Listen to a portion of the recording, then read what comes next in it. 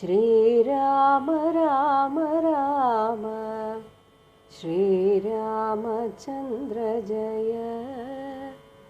श्रीराम राम राम श्रीरामभद्र जय। श्रीराम राम राम सीताभिराम राम श्रीराम राम राम लोकाभिराम जय। സീതാ സ്വയംവരം. വിശ്വാമിത്രനും പരമാനന്ദം പ്രാപിച്ചപ്പോൾ വിശ്വനായകൻ തന്നോടി വണ്ണമരുൾ ചെയ്താൻ. ബാലകന്മാരെ പോക മിഥിലാപുരിക്കു നാം, കാലവും വൃഥാ കളഞ്ഞിടുകയരുതല്ലോ. യാഗവും മഹാദേവചാപവും കണ്ടു പിന്നെ വേഗമോടയോധ്യയും പുക്കുതാതനെ കാണാം. ഇത്തരമരുൾ ചെയ്തു ഗംഗയും കടന്നവർ സത്വരം ചെന്നു മിഥിലാപുരമകം പുക്കു. മുനിനായകനായ കൗശികൻ വിശ്വാമിത്രൻ മുനിവാടം പ്രാപിച്ചിതെന്നതു കേട്ട നേരം മനസ്സി നിറഞ്ഞൊരു പരമാനന്ദത്തോടും ജനകമഹീപതി സംഭ്രമസമന്വിതം.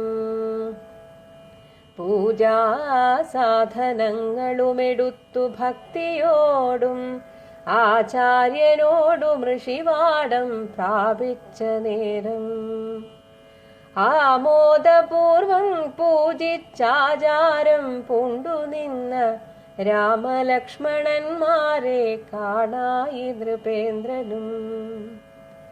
ചന്ദ്രസൂര്യന്മാരെന്ന പോലെ ഭൂപാലേശ്വര നന്ദനന്മാരെ കണ്ടു ചോദിച്ചു നൃപേന്ദ്രനും. കന്ദർപ്പൻ കണ്ടു വന്ദിച്ചിടിന ജഗദേക സുന്ദരന്മാരാമിവരാരെന്നു കേൾപ്പിക്കേണം. നരനാരായണന്മാരാകിയ മൂർത്തികളോ നരവീരാകാരം കൈക്കൊണ്ടു കാണായതിപ്പോൾ. വിശ്വാമിത്രനും അതു കേട്ടരുൾ ചെയ്തിടിനാൻ, വിശ്വസിച്ചാലും മമ വാക്യം നീ നരപതേ. വീരനാം ദശരഥൻ തന്നുടെ പുത്രന്മാരിൽ ശ്രീരാമൻ ജ്യേഷ്ഠനിവൻ, ലക്ഷ്മണൻ മൂന്നാമവൻ. എന്നുടെ യാഗം രക്ഷിച്ചിടുവാനിവരെ ഞാൻ ചെന്നു കൂട്ടിക്കൊണ്ടു പോന്നിടിനേനിതു കാലം. കാടകം പുക്ക നേരം വന്നൊരു നിശാചരി താടക തന്നെയൊരു ബാണം കൊണ്ടെയ്തു കൊന്നാൻ. പേടിയും തീർന്നു സിദ്ധാശ്രമവും പുക്കു യാഗമാടൽ കൂടാതെ രക്ഷിച്ചിടിനാൻ വഴി പോലെ. ശ്രീപാദാംബുജരജസ്പൃഷ്ടി കൊണ്ടഹല്യതൻ പാപവും നശിപ്പിച്ചു പാവനയാക്കിയിടിനാൻ. പാരമേശ്വരമായ ചാപത്തെ കാൺമാനുള്ളിൽ പാരമാഗ്രഹമുണ്ടു നീയതു കാട്ടിയിടേണം. ഇത്തരം വിശ്വാമിത്രൻ തന്നുടെ വാക്യം കേട്ടു സത്വരം ജനകനും പൂജിച്ചു വഴി പോലെ. സത്കാരയോഗ്യന്മാരാം രാജപുത്രന്മാരെ കണ്ടുൾക്കുരുന്നിങ്കൽ പ്രീതി വർദ്ധിച്ച ജനകനും തന്നുടെ സചിവനെ വിളിച്ചു നിയോഗിച്ചു ചെന്നു നീ വരുത്തേണമീശ്വരനുടെ ചാപം. എന്നതു കേട്ടു മന്ത്രിപ്രവരൻ നടകൊണ്ടാനന്നേരം ജനകനും കൗശികനോടു ചൊന്നാൻ. രാജനന്ദനായ ബാലകൻ രഘുവരൻ രാജീവ വിലോചനൻ സുന്ദരൻ ദാശരഥേ. വില്ലിതു കുലച്ചുടൻ വലിച്ചു മുറിച്ചീടിൽ വല്ലഭനിവൻ മമ നന്ദനയ്ക്കെന്നു നൂനം. എല്ലാം ഈശ്വരനെന്നേ ചൊല്ലാവിതിനിക്കിപ്പോൾ വില്ലിഹ വരുത്തിയിടുകെന്നരുൾ ചെയ്തു മുനി. കിങ്കരന്മാരെ നിയോഗിച്ചിതു മഹേന്ദ്രനും ഹുങ്കാരത്തോടു വന്നു ചാപവാഹകന്മാരും. സത്വരമയ്യായിരം കിങ്കരന്മാരും കൂടി മൃത്യുശാസന ചാപമെടുത്തു കൊണ്ടുവന്നാർ. ഘണ്ടാസഹസ്രമണിവസ്ത്രാദിവിഭൂഷിതം കണ്ടാലും ത്രയംബകമെന്നിതു മന്ത്രീന്ദ്രനും.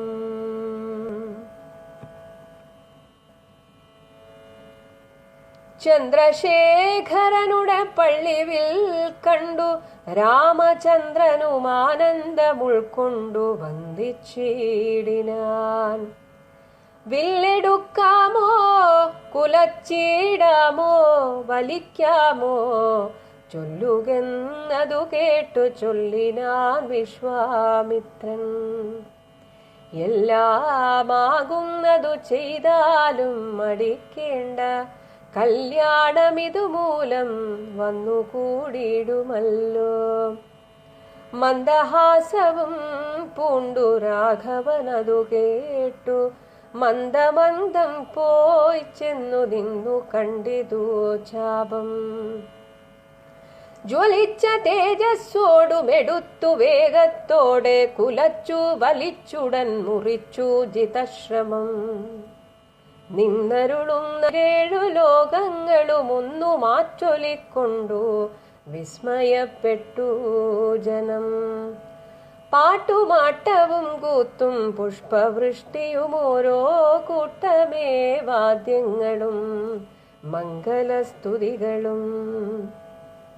ദേവകളൊക്കെ പരമാനന്ദം പൂണ്ടു ദേവദേവനെ സ്തുതിക്കയും അപ്സര സ്ത്രീകളെല്ലാം ഉത്സാഹം കൈക്കൊണ്ടു വിശ്വേശ്വരനുടെ വിവാഹോത്സവാരംഭഘോഷം കണ്ടു കൗതുകം പൂണ്ടാർ.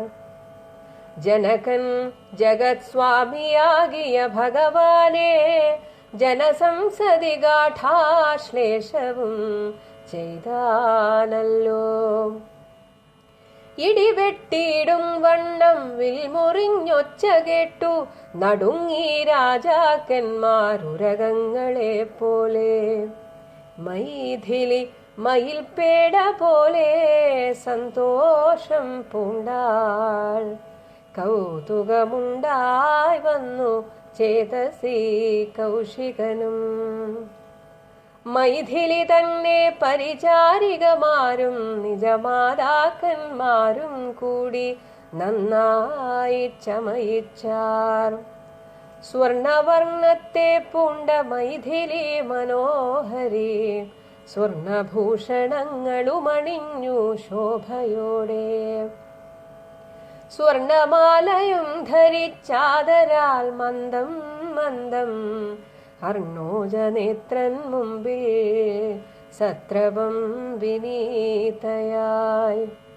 വന്നുടൻ നേത്രോൽപലമാലയുമിട്ടാൾ മുന്നേ പിന്നാലെ വരണാർത്ഥമാലയുമിട്ടിടിനാൾ.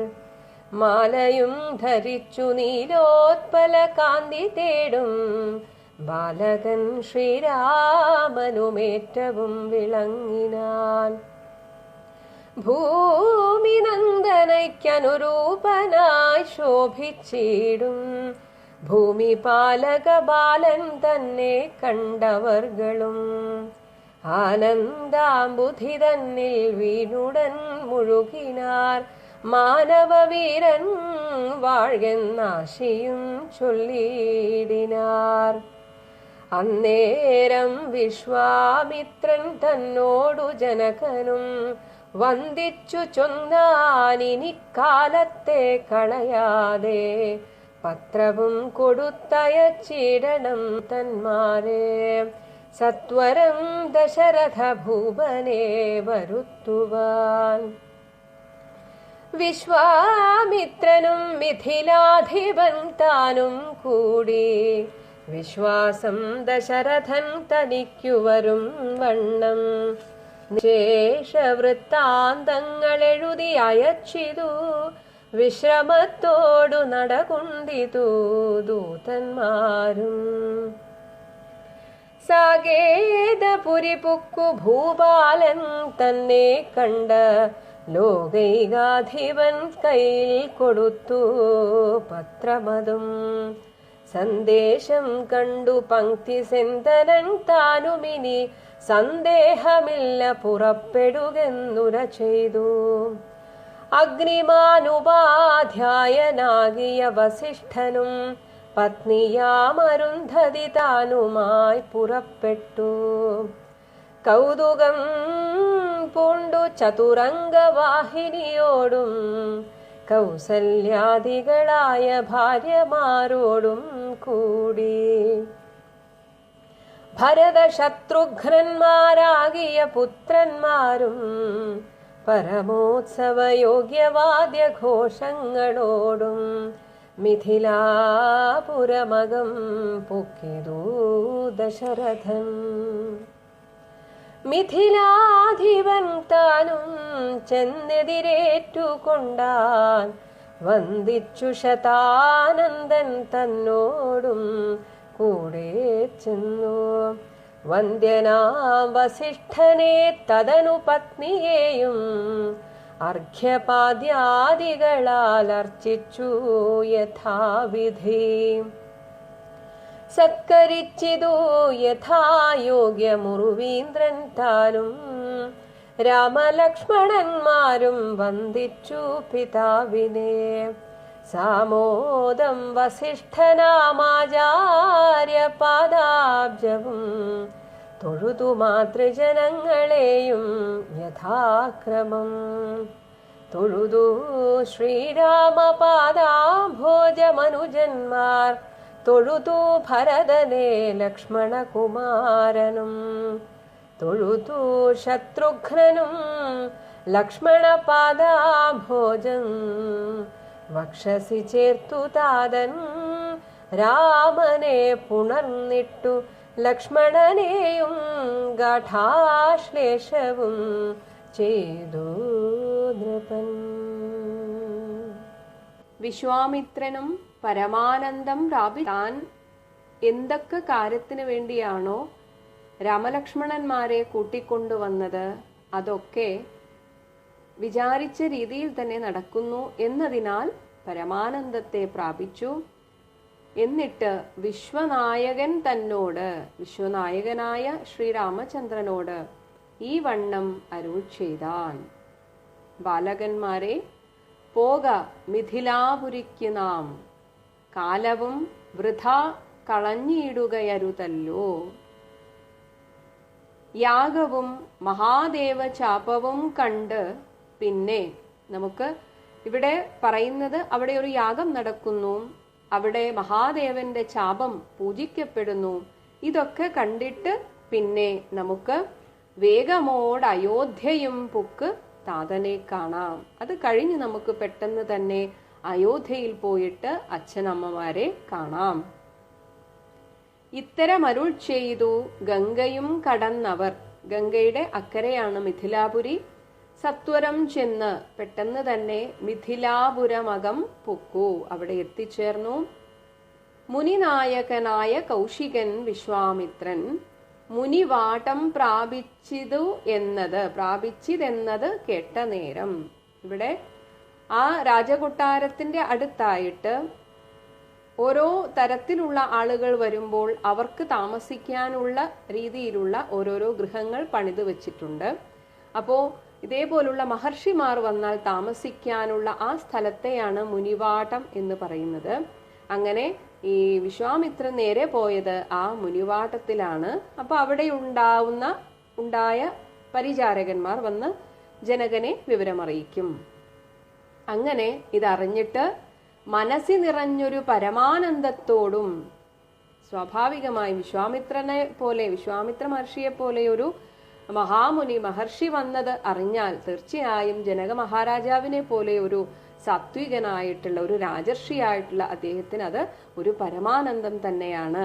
അങ്ങനെ ജനക മഹീപതി സംഭ്രമ സമന്വിതം, നമുക്ക് അത്രയും ബഹുമാനം തോന്നുന്ന ഒരാൾ വരുമ്പോൾ എന്തെന്നില്ലാത്തൊരു പരിഭ്രമം ഉണ്ടാകും. കാരണം നമ്മൾ അവരെ യഥാവിധി സന്തോഷിപ്പിക്കുന്നുണ്ടോ, അവർക്ക് യാതൊരു മുഷിച്ചലും ഇല്ലാതെ അവരെ സന്തോഷിപ്പിച്ച് വിടുന്നത് വരെ ഒരു സംഭ്രമമായിരിക്കും. അപ്പൊ അതേ സംഭ്രമത്തോടുകൂടി പൂജാസാധനങ്ങളും എടുത്ത് ഭക്തിയോടും ആചാര്യനോടും, ഇവിടെ മിഥിലാപുരിയിലെ ആചാര്യൻ ശതാനന്ദ മഹർഷിയാണ്, അദ്ദേഹത്തോടുമൊപ്പം ഋഷിവാടം പ്രാപിച്ച നേരം ആ മുനിവാടത്തിലെത്തി അങ്ങനെ ആമോദപൂർവം പൂജിച്ച് ആചാരം പൂണ്ടു നിന്ന ഇതേ സമയം അപ്പോഴാണ് ജനക മഹർഷി കാണുന്നത് 2 കുമാരന്മാർ അവിടെ ആചാരം പൂണ്ട് വളരെ വിനയാന്വിതരായിട്ട് അവിടെ നിൽക്കുന്ന രാമലക്ഷ്മണന്മാരെ കാണായി നൃപേന്ദ്രനും. അപ്പോ ഇവരെ അപ്പോഴാണ് ജനക മഹാരാജാവ് ശ്രദ്ധിക്കുന്നത്.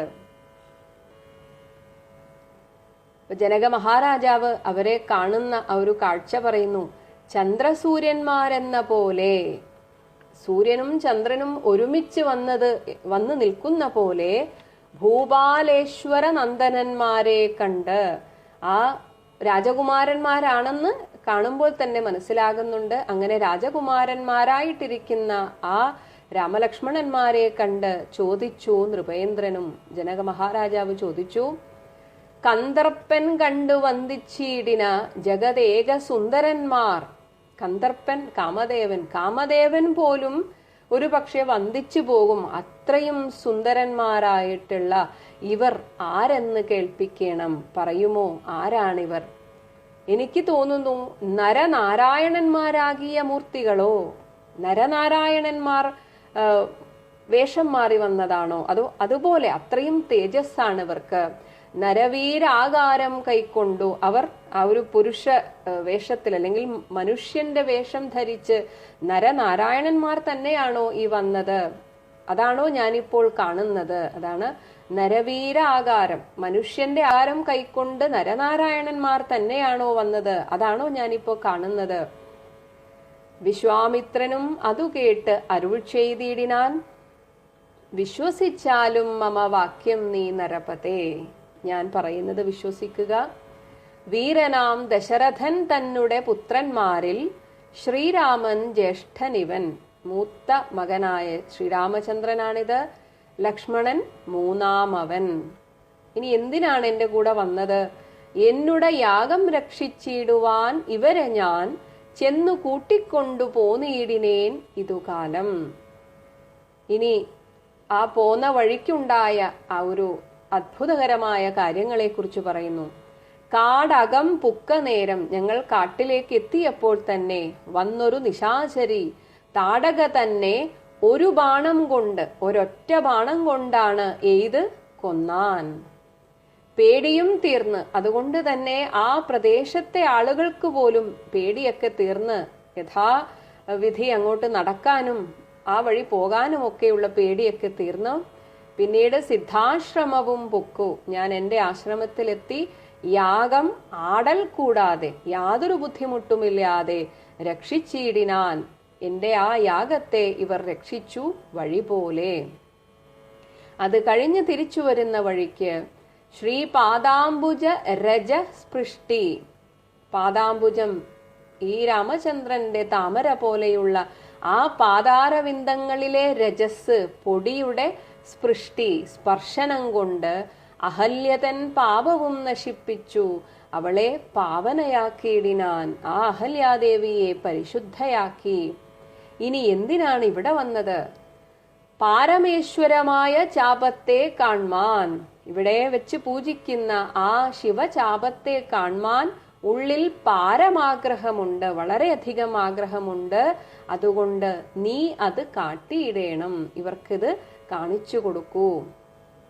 ഇത്തരം വിശ്വാമിത്രൻ തന്നുടെ വാക്യം കേട്ട് സത്വരം ജനകനും പൂജിച്ചു വഴി പോലെ. ഇതുകൂടെ കേട്ടപ്പോ ജനകന് സന്തോഷാധിക്യം കൊണ്ട് വീണ്ടും അവരെ ആചാരപൂർവം പൂജിച്ചു. സത്കാരയോഗ്യന്മാരാം രാജപുത്രന്മാരെ കണ്ട് ഉൾക്കുരുന്നിങ്കൽ, തന്റെ ഉള്ളിൽ എന്തെന്നില്ലാത്ത ഒരു ആഹ്ലാദം വന്നു, അദ്ദേഹത്തിന്റെ മനസ്സിൽ ഒരു ആഗ്രഹവും വന്നു. പ്രീതി വർദ്ധിച്ച ജനകനും തന്നുടെ സചിവനെ മന്ത്രിയെ വിളിച്ച് നിയോഗിച്ചു.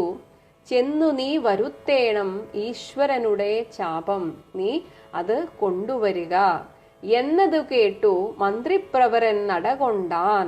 അങ്ങനെ ഇത് കേട്ട് മന്ത്രി പോയി അതിനു വേണ്ടുന്ന ആ ഒരു കാര്യങ്ങളൊക്കെ ചെയ്തു. അന്നേരം ജനകനും കൗശികനോട് ചൊന്നാൻ. അപ്പോൾ ജനക മഹാരാജാവ് പറയുന്നു, രാജനന്ദനായ ബാലകൻ രഘുവരൻ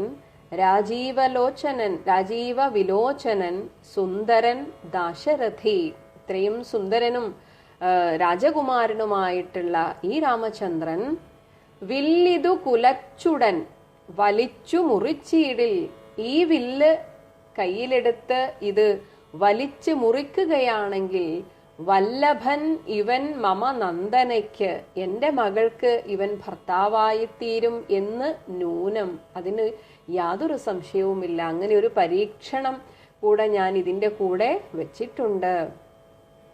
ഇതൊക്കെ മുൻകൂട്ടി അറിയാമെങ്കിലും വിശ്വാമിത്ര മഹർഷി പറഞ്ഞു, എല്ലാം ഈശ്വരനെന്നേ ചൊല്ലാവിതിനിക്കിപ്പോൾ, എല്ലാം ഈശ്വര നിശ്ചയം പോലെ നടക്കും.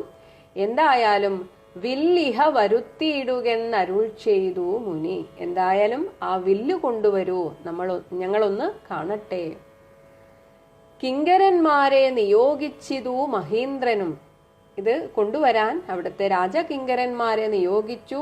ഹുങ്കാരത്തോട് വന്നു ചാപവാഹകന്മാരും. അപ്പോ നല്ല ഭാരമുള്ള എന്തെങ്കിലുമൊക്കെ എടുത്തുകൊണ്ട് പോകുമ്പോൾ ഉണ്ടാകുന്ന ഒരു ശബ്ദമുണ്ടല്ലോ, ഓഹോയ് ഓഹോയ് എന്നുള്ള ഒരു ശബ്ദം. അപ്പൊ ആ ഒരു ശബ്ദത്തോടുകൂടെ വന്നു ചാപവാഹകന്മാരും.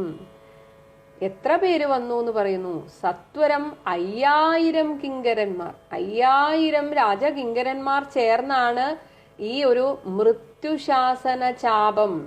മൃത്യുശാസനൻ ശിവന്റെ ഈ ഒരു ചാപം എടുത്ത് വന്നവർ 5000 ആളുകളാണ്. അത്രയും ഭാരമാണ് ആ ഒരു ചാപത്തിന്. ഇനി ആ വില്ലിന്റെ ഭംഗിയെ കുറിച്ച് പറയുന്നു. ഘണ്ടാസഹസ്രമണി വസ്ത്രാദി വിഭൂഷിതം, ഘണ്ടാസഹസ്രം 1000 മണികൾ ചേർത്തു വെച്ച, വീണ്ടും ഒരു മണി എന്നവിടെ ആവശ്യമില്ല ശരിക്കും, കാരണം ഘണ്ഡ എന്ന് പറഞ്ഞാൽ തന്നെ മണി എന്നാണ് അർത്ഥം. എങ്കിലും ഇവിടെ വീണ്ടും ഒരു എന്ന് ചേർത്ത് കാണുന്നു. ഘണ്ടാസഹസ്ര വസ്ത്രാവിഭൂഷിതം, അങ്ങനെയുള്ള വസ്ത്രങ്ങളോടുകൂടി നല്ല പട്ടുവസ്ത്രം അങ്ങനെ മൂടി വെച്ചിരിക്കുകയാണ്. വിഭൂഷിതം, അത് ഭൂഷണം ചെയ്തിരിക്കുന്നു. എന്നിട്ട് പറഞ്ഞു, കണ്ടാലും ത്രയ്യംബകം എന്നിത് മന്ത്രീന്ദ്രനും, മന്ത്രി ശ്രേഷ്ഠനായിട്ടുള്ള ആ ജനക മഹാരാജാവിന്റെ മന്ത്രി പറഞ്ഞു, കണ്ടാലും ത്രയ്യംബകം എന്ന് പേരുള്ള ഈ ഒരു വില്ല്. ചന്ദ്രശേഖരനുടെ പള്ളിവിൽ കണ്ടു രാമചന്ദ്രനും ആനന്ദം ഉൾക്കൊണ്ടു വന്ദിച്ചിടിനാൻ. ആദ്യം തന്നെ ആ പള്ളിവില്ലിനെ, ആ ശ്രേഷ്ഠമായ മാഹേശ്വര ചാപത്തെ വന്ദിക്കുകയാണ് രാമചന്ദ്രൻ ചെയ്യുന്നത്. വില്ലെടുക്കാമോ കുലച്ചിടാമോ വലിക്കാമോ ചൊല്ലുക എന്നതു കേട്ട് ചൊല്ലിനാൻ വിശ്വാമിത്രൻ. അപ്പൊ ഇവിടെ ചോദിക്കുന്നത് തീർച്ചയായും രാജാവായിരിക്കണം. ഇത് വില്ലെടുക്കാമോ കുലച്ചിടാമോ ഇതൊന്ന് വലിച്ചു നോക്കാമോ ചൊല്ലൂ എന്ന് കേട്ട് വിശ്വാമിത്രൻ പറഞ്ഞു, എല്ലാം ആകുന്നതു ചെയ്താലും മടിക്കേണ്ട, നിനക്ക് സാധിക്കുന്നത് പോലെ ചെയ്യൂ. കല്യാണം ഇതുമൂലം, ഇവിടെ കല്യാണം എന്നതുകൊണ്ട് മംഗളം വരിക എന്നാണ് ഉദ്ദേശിച്ചത്. കല്യാണം ഇതുമൂലം വന്നുകൂടിയിടുമല്ലോ. ഇത് കേട്ടിട്ട് മന്ദഹാസവും പൂണ്ടു രാഘവൻ അതു കേട്ട് മന്ദമന്ദം പോയി ചെന്നു നിന്നു കണ്ടിതു ചാപം. ആദ്യം ആ ചാപത്തെ ഒന്ന് നോക്കി. ജ്വലിച്ച തേജസ്സോടും എടുത്തു വേഗത്തോടെ കുലച്ചു വലിച്ചുടൻ മുറിച്ചു ജിതശ്രമം. ഒട്ടും താമസം കളയാതെ ജ്വലിച്ച തേജസ്സോടെ, അത് എടുക്കുമ്പോൾ തന്നെ ആ ഒരു തേജസ്സോടുകൂടെയാണ് ആ ഒരു വില്ലിങ്ങോട്ട് കയ്യിലെടുത്തത്. എന്നിട്ട് കുലച്ചു വലിച്ചു ഉടൻ തന്നെ അത് മുറിഞ്ഞു. ജിതശ്രമം, പെട്ടെന്ന് തന്നെ, വളരെ പെട്ടെന്നാണ് എല്ലാം കഴിഞ്ഞത്. അങ്ങനെ നിന്നരുളുന്ന നേരം ഈരേഴു ലോകങ്ങളും ഒന്നു മാറ്റൊലിക്കൊണ്ടു. ഈരേഴ് 14 ലോകങ്ങളും ഒന്ന് നടുങ്ങി വിറച്ചു. വിസ്മയപ്പെട്ടു ജനം. അങ്ങനെ ഒരു സന്തോഷ മുഹൂർത്തം വന്നത് കണ്ട് പാട്ടും ആട്ടവും കൂത്തും പുഷ്പവൃഷ്ടിയും ഓരോ കൂട്ടമേ വാദ്യങ്ങളും മംഗലസ്തുതികളും. അപ്പോ ആകാശത്ത് ദേവകൾ അങ്ങനെ പുഷ്പവൃഷ്ടി നടത്തുന്നു. ആകെ വാദ്യമേളഘോഷങ്ങളായി. ദേവകളൊക്കെ പരമാനന്ദം പൂണ്ടു ദേവദേവനെ സ്തുതിക്കയും അപ്സര സ്ത്രീകളെല്ലാം, അപ്സര സ്ത്രീകളൊക്കെ അങ്ങനെ ദേവദേവനെ, ദേവന്മാരുടെയും ദേവനായ ശ്രീരാമചന്ദ്രനെ സ്തുതിക്കാൻ തുടങ്ങി. ഉത്സാഹം കൈക്കൊണ്ടു വിശ്വേശ്വരനുടെ വിവാഹോത്സവ ആരംഭഘോഷം കണ്ടു കൗതുകം പൂണ്ടാർ. വിശ്വേശ്വരനായ ഭഗവാന്റെ വിവാഹോത്സവം ആരംഭിക്കാൻ പോകുന്നു എന്ന ആ ഒരു ആഘോഷം കണ്ട് എല്ലാവർക്കും അത്യന്തം സന്തോഷമായി. ജനക മഹാരാജാവാകട്ടെ ജഗത് സ്വാമിയാകിയ ഭഗവാനെ ജനസംസതി ഗാഠ ആശ്ലേഷവും ചെയ്താനല്ലോ. അങ്ങനെ ആ ജനങ്ങളുടെ ഇടയിൽ വെച്ച് തന്നെ സന്തോഷാധിക്യത്താൽ ഭഗവാനെ ഗാഠാശ്ലേഷം ചെയ്തു. ഇങ്ങനെ ഇടിവെട്ടിയിടും വണ്ണം വിൽ മുറിഞ്ഞ ഒച്ച കേട്ടിട്ട്, അപ്പോൾ നടുങ്ങി വിറച്ചു എന്ന് പറഞ്ഞു. അപ്പോൾ തീർച്ചയായും കൊട്ടാരത്തിലെ എല്ലാവരും വിശേഷങ്ങൾ അറിഞ്ഞു. അങ്ങനെ ഈ ഒരു വിൽ മുറിഞ്ഞു ആ ഒരു ഒച്ച കേട്ടിട്ട് നടുങ്ങി രാജാക്കന്മാർ ഉരകങ്ങളെ പോലെ. അപ്പൊ ഇവിടെ സ്വയംവരവും പ്രഖ്യാപിച്ചിട്ടുണ്ട്. അതിന്റെ ഒരു പരീക്ഷണാർത്ഥം കൂടിയാണ് ഈ ത്രയംബക വില്ല് ഇവിടെ വെച്ചിരിക്കുന്നത്. അപ്പോൾ ഓരോ രാജാക്കന്മാരായിട്ട് വന്ന് ഇതിനു വേണ്ടി പരീക്ഷിക്കുന്നുണ്ട്, ഇങ്ങനെ എടുത്ത് കുലയ്ക്കാൻ പറ്റുമോ എന്ന്. അപ്പൊ ആ രാജാക്കന്മാരൊക്കെ ഒരു ഉരകങ്ങളെ പോലെ, സർപ്പങ്ങളെ പോലെ, മാളത്തിൽ ഒളിച്ച പോലെയായി. അത്ര അവരാകെ പേടിച്ചു വിറച്ചു പോയി. അതേസമയം മൈഥിലി സീതാദേവി മയിൽപേട പോലെ സന്തോഷം പൂണ്ടാൾ. ഇവിടെ ഇടിവെട്ടുമ്പോൾ സാധാരണ മയിലുകൾ നൃത്തം വെക്കും. അപ്പൊ ഇവിടെ സീതാദേവിയാകുന്ന മയിൽ വില്ല് മുറിഞ്ഞ ആ ഇടിവെട്ടുന്ന ഒച്ച കേട്ടിട്ട് സന്തോഷാധിക്യം കൊണ്ടങ്ങനെ നിന്നു. കൗതുകമുണ്ടായി വന്നു ചേതസി കൗശികനും. ഇതൊക്കെ കണ്ടിട്ട് എല്ലാം അറിയാം, ഇങ്ങനെയൊക്കെ സംഭവിക്കുമെന്നറിയാമെങ്കിലും കൗശികനും ഒരു ഉൾപ്പുളകത്തോടെയാണ് അത് കണ്ടു നിന്നത്. മൈഥിലി തന്നെ പരിചാരികമാരും നിജമാതാക്കന്മാരും കൂടി നന്നായി ചമയിച്ചാർ. കാരണം ഇനിയിപ്പോ ആലോചിക്കാനൊന്നുമില്ല, വിവാഹ ഉത്സവം തന്നെയായി.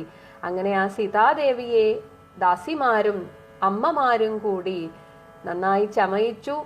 സ്വർണവർണ്ണത്തെ പൂണ്ട, സ്വർണത്തിന്റെ നിറമാണ് ദേവിക്ക്. അങ്ങനെയുള്ള മൈഥിലി മനോഹരി സ്വർണഭൂഷണങ്ങളും അണിഞ്ഞ് അത് കൂടുതൽ ശോഭയായി. സ്വർണാഭരണങ്ങളൊക്കെ അണിഞ്ഞ് ശോഭയോടെ സ്വർണമാലയും ധരിച്ച് ആദരാൽ മന്ദം മന്ദം അർണോജനേത്രൻ മുമ്പിൽ, അർണോജനേത്രൻ താമരക്കണ്ണനായിട്ടുള്ള ശ്രീ ഭഗവാന്റെ മുമ്പിൽ സത്രപം, ത്രപ ലജ്ജ, സത്രപം ലജ്ജയോടുകൂടി വിനീതയായി തല താഴ്ത്തി നിന്ന് വന്നുടൻ, എന്നാൽ വന്നിട്ട് ആദ്യം ഭഗവാനെ ഒന്ന് നോക്കി.